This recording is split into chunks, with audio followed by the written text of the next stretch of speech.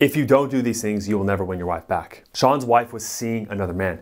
He was riddled with anxiety, losing hope day by day, almost completely broken that he was going to lose his soulmate. A few months later, he was able to finally get her to see the changes he made, get her to come back, and she even said this. Literally come like full circle, like 180 change. And now I'm like, I need to work on myself because he puts me to shame every time I'm with him. Now, there are 3 key things that Sean did throughout our marriage mastery program to get her to stop seeing the other man, apologize, and ask to work it out again.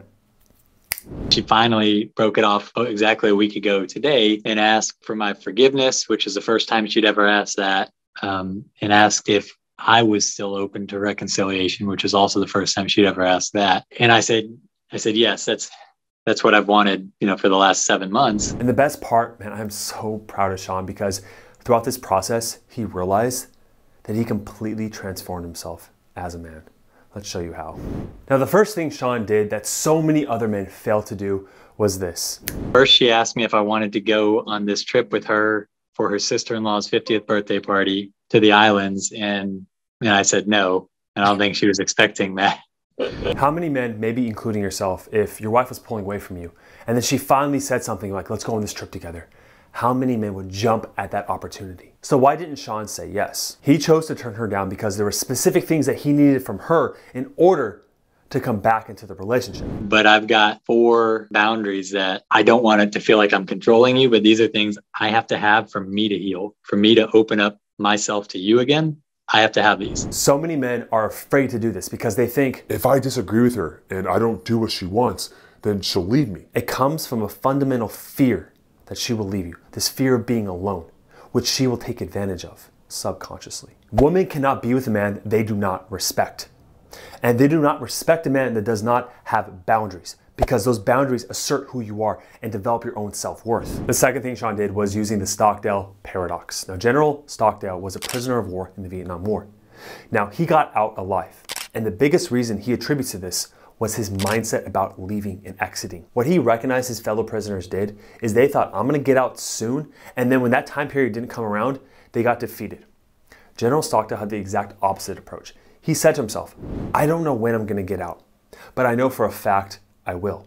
That gave him the perseverance he needed to continue on the journey of finally becoming free, much like Sean did with his wife.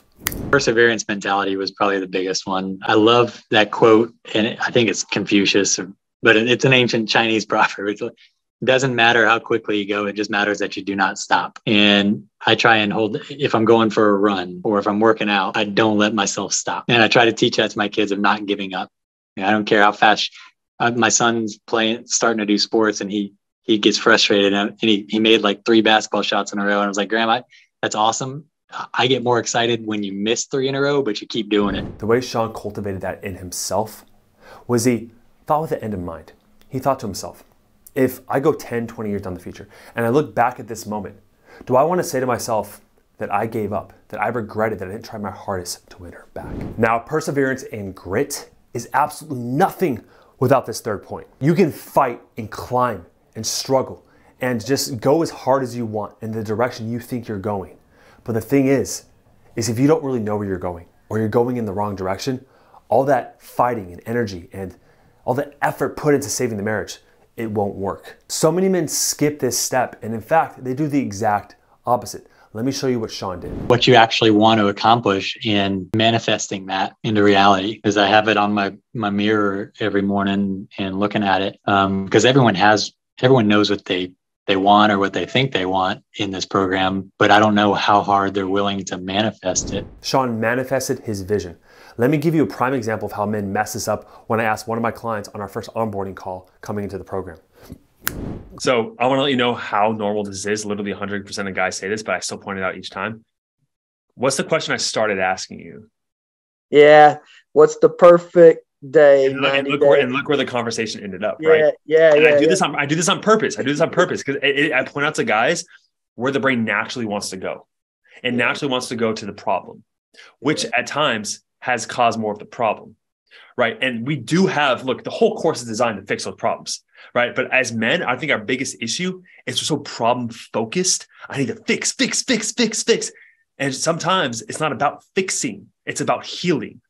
Big difference, right? A lot of guys, and I made this mistake myself. I wrote a book called Relationship Reconstruction about fixing a house with a relationship. I figured out over the past couple of months, recently, this is a big discovery for me recently. The relationship is not a broken house. It's a dying plant. A dying plant.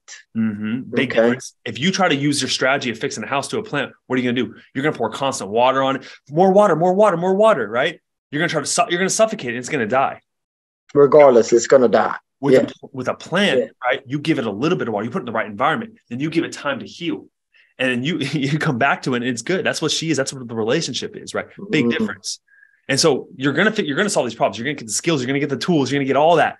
But I just want to point out this thing that, like, when you focus so much on the problem versus what you want, it's like let me say it this way. The brain only has two things you get in life. You only have two things. You get what you want and what you don't want. Do you know why you get both of those things? No. They both share your thoughts, right? So if you walk into a relationship with a woman, I'm speaking for myself, for example, I can think, I don't want to get cheated on. I don't want to get cheated on. I don't want to get cheated on. All the brain hears is get cheated on, get cheated on, get cheated on. And I show up in the relationship and I'm controlling. I'm like, who are you texting? Blah, blah, blah. Right. And what happens is I push her away into another guy's arms. Happened to me 3 relationships in a row. Versus I come into a relationship now and I'm like, I want a loyal girlfriend. I want a woman who is loyal. I'm focusing on what I want versus what I don't want. And that's the huge difference. This is why we start with what you want. Wow. Look, you are a problem solver, right? And it seems obvious that when your relationship's falling apart, that you just fix it like it's a problem. But what actually happens is that your brain will only focus on the negative. And if it sees only the negative, that's what you create, right? Instead, you must focus on what you want. As an example, if your wife or girlfriend cheated on you, like my past girlfriends have cheated on me, when she's in the corner texting, if you're focused on, I don't want her to cheat on me, all your brain hears is, I want her to cheat on me, I want her to cheat on me. Your brain doesn't know the word not. It only focuses on what you're focusing on. So therefore, when she's in the corner texting and you're afraid that she's gonna cheat on you, you're gonna treat her in a way to actually push her way into that guy's arms. I have a bonus 4th one for you. Let Sean say it first and I'll tell you my personal story. When I realized I was okay by myself, I actually created a dating profile online and went on a date or a couple with this person. And 3 days later, she broke up with this guy. So it's like the timing was just really... When it comes to my personal relationship, the reason why I created this program, the reason why I went into psychology in the first place was my first girlfriend cheated on me and I took her back, okay? And then she left me again for the same guy. Now, I left the college right after that. And that next year of my life, I was just obsessed with getting her back. I thought about her every day. She completely blocked me. She wouldn't talk to me. I was stalking her on social media. All I wanted from her was to give us another chance. I was very dependent on her. And across the course of that pain, I started to look inward. I started to develop myself and I started to make more friends and I learned about self-development and personal psychology and I started to study for my master's. And at the end of that year, there was a moment where I was sitting in my apartment with some of my closest friends that I made that year. We're all just sitting around having a beer. And that was the first moment in a long time where I just felt extremely happy and content. And in that moment, I got a call. I pick up my phone and I look at it and I recognize the number. It was my ex. She hasn't talked to me in 10 months at that point.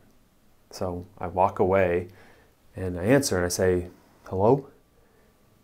And she says to me, hey Josh, how you doing? We go through all the pleasantries and then she says, I know this is random, but do you think we can work out again? I wanted to hear those words for the longest time. But in that moment, she finally said it and I didn't really need it anymore. And the one thing I say to men, ad nauseum, which means over and over and over, is that the only way to truly get her back is to be in a psychological and emotional state where you want your wife, you want your girlfriend, you want her back in your life. You desire her. Life is better with her, but you don't need her. You'll be okay without her. And even though this is esoteric and woo-woo, I've had so many coincidences like Sean where once the husband lets go of the idea of needing his wife, but he does want her, she comes back.